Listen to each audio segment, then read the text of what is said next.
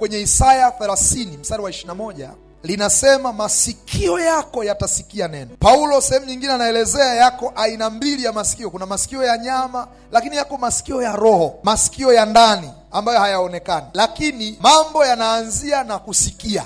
Kwanza utasikia. Andiko hili wakati na utafuta muktadha wake, nikawa nimeona kipindi hiki wana wa Israeli tangu wameitwa, Ibrahimu anaambiwa atoke Uru wa Wakaldayo aende kwenye nchi ambayo Mungu atamuonyesha. Ibrahimu akaitika kwa niaba ya taifa lote. Israeli lilipokamilika kuwa taifa, limekuwa linapita kwa watawala mbalimbali na wamekuwa wakipitia majaribu mbalimbali, taifa la Israeli. Sasa wakati huu wanabii Isaya walikuwa wanasumbuliwa na taifa moja linaitwa Ashuru. Ashuru walikuwa wamemtaabisha Israeli, na Israeli alikuwa haelewi atatokaje akamwacha Mungu. Maana kipindi hiki Ashuru anamtesa Israeli, alikuwa amemwacha Mungu. Kwa hiyo taifa la Israeli limemwacha Mungu, linateswa, lakini linatafuta hekima ya mataifa ili kujinasua kwenye ukoloni wa Ashuru. Wakawa wanaenda Misri, wanauliza tufanyeje? Sasa katikati ya uovu wao Mungu amewaacha, lakini upendo wa Mungu unadhihirika kwa sababu anatuma nabii anaitwa nabii Isaya ambaye analeta neno la matumaini. Na neno lenyewe linasema masikio yako yatasikia neno nyuma yako. Jinsi ambavyo Mungu anawaheshimu watu wake aliowaita. Unaweza ukawa kwenye changamoto za aina yoyote za kujitafuta, lakini changamoto zozote unazozipitia hazimzuii Mungu kulituma neno lake likujie. Huwezi kujipa excuse kwamba kwa sababu niko kwenye changamoto siwezi kusikia. Taifa la Israeli lilikuwa kwenye changamoto ya utumwa, lilikuwa liko kwenye changamoto ya kumwacha Mungu, lakini bado nabii anatumwa ambaye analiambia taifa masikio yako yatasikia neno. Hakuna kitu cha baraka kama hicho. Sasa ninapofafanua kwa habari ya hatua, nataka tufahamu watu wa Mungu ya kwamba Mungu anataka tumsikie. Wanaosikia Mungu sio manabii peke yao, sio wachungaji peke yao, sio mitume peke yao. Mwingine anasema mimi sio mtume, mimi sio mchungaji, mimi sio hata mwinjilisti, mimi ni mshirika tu. Mungu anafanya kazi na watu wake kimahusiano. Hata kama ni mshirika, unahitaji kumsikia Bwana. Na mimi nakuombea Mungu akuze uwezo wako wa kusikia kutoka kwa Mungu aliye hai. Mungu ainue uwezo wako wa kusikia katika jina la Yesu aliye hai. Uwe una habari za mbinguni, nini kinaendelea huko mbinguni. Antena zako ziwe zina uwezo wa kuchukua mawimbi ya sauti za mbinguni kwa jina la Yesu aliye hai. Namuona kijana mmoja anasikia kutoka mbinguni. Namuona mama mmoja anasikia kutoka kwa Yawe.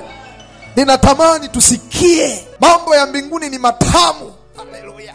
Mambo ya mbinguni ni mazuri. Ukiwa unasikiza mambo ya mbinguni, hutahitaji chochote. Hutahitaji kelele za mapepo, hutahitaji kelele za mashetani, hutahitaji kelele za wanadamu. Ukipata neema ya kusikia vya mbinguni, utalala hapo, na mbingu ina majibu ya matatizo yetu. Israeli waliposikia ujumbe huu walitiwa moyo. Kumbe nitasikia sauti. Sasa kusikia maana yake nini? Kusikia ni kupata kitu kutoka kwa Mungu. Yaani chanzo cha safari yako ya mafanikio ni kutoka kwa Mungu. Unaweza ukaanza biashara peke yako, lakini kusikia maana yake kupata kitu kutoka kwa Mungu. Una ushahidi kwamba Mungu ndiye mwanzilishi wa kile unachokifanya. Kusikia maana yake nini? Kusikia maana yake Mungu anatakiwa aanzishe safari yako ya mafanikio.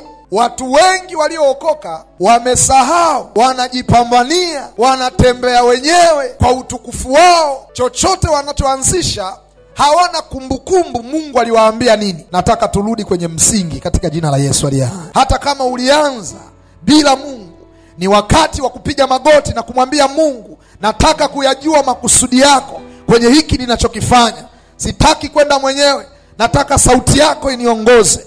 Sitaki kufanya kama mmiliki, nataka kufanya kama mmilikiwa pamoja na biashara yangu. Watu wa Mungu, nataka turudi kwenye sababu ya mafanikio yetu. Sema amina. Nataka turudi kwenye kujitofautisha na watu wengine. Mungu anataka kukutumia, Mungu anataka kunitumia, lakini hatua ya kwanza ya mageuzi ya kimungu ni kusikia kutoka kwa Bwana. Huwezi kuwa chochote mpaka umesikia kutoka kwa Mungu. Huwezi kuumba chochote mpaka umesikia kutoka kwa Mungu. Na katika hatua hii tunasema kila unachokisikia utakimiliki. maana sikio lako litasikia neno likikuambia njia ni hii, uiendee. Na neno la Mungu huwa ni neno la hakika. Sema amen. Mungu anafanya kazi namna hii. Katika Biblia hakuna mtu yeyote aliyefanya kazi na Mungu bila kusikia. Ukimwangalia Musa kwenye kitabu cha Kutoka sura ya 3 mstari wa 4, alisikia sauti. Ukimwangalia Yoshua sura ya 1 mstari wa 1 na wa 2, Yoshua alisikia kutoka kwa Mungu. Ukiangalia Waamuzi kwenye kitabu cha Waamuzi sura ya 6 mstari wa 12 mpaka mstari wa 14, walisikia. Samueli na wafalme wengine wote katika kipindi cha utawala wao. Sasa unaona, kuanzia Musa, sijarudi nyuma kule kwa Ibrahimu, kwa Isaka, kwa Yakobo, sijataja watumishi wengine wengi, lakini watu wa Mungu, huu ni ukweli wa kimaandiko. Mungu anafanya kazi kwa kusema na watu, na watu wanasikia. Zamani za leo Mungu anasema nasi kupitia Roho Mtakatifu. Mtu mmoja amtukuze Roho Mtakatifu. Mungu anafanya kazi kwa Roho Mtakatifu. Ndiyo maana ni lazima mtu aliyeokoka ajazwe nguvu za Roho Mtakatifu.